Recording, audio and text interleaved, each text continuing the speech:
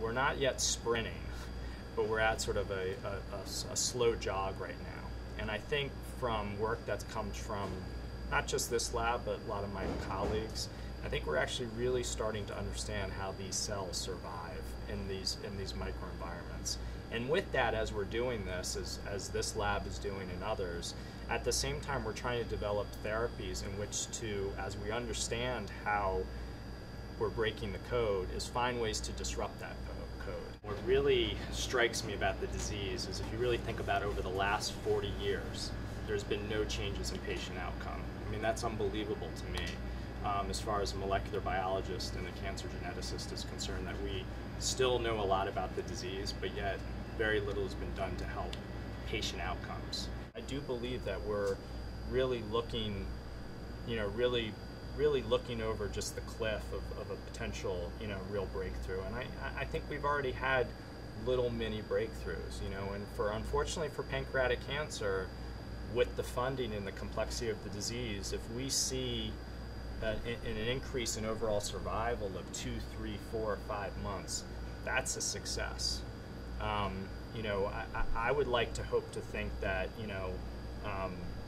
within the next, 10 to 15 years, with some big breakthroughs, we can double, the overall survival and help, across the board, double the patient outcomes towards the positive end.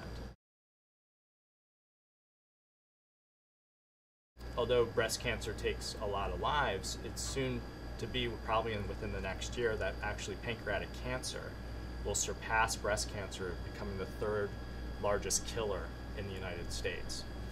Now, what is the 5-year survival overall of breast cancer patients? It's 90%. What's the 5-year survival of pancreatic cancer patients? It's 6%.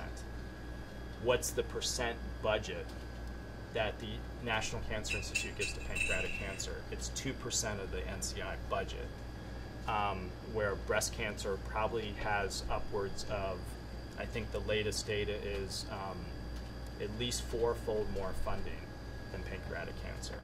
Really, the federal government, for whatever reasons, and I'm not being political here, has failed us as far as cancer research is concerned. They have not increased the funding.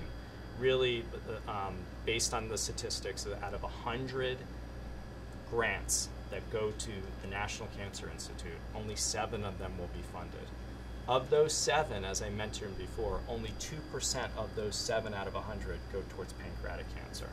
So it's organizations like these that we're going to need to really fill the void.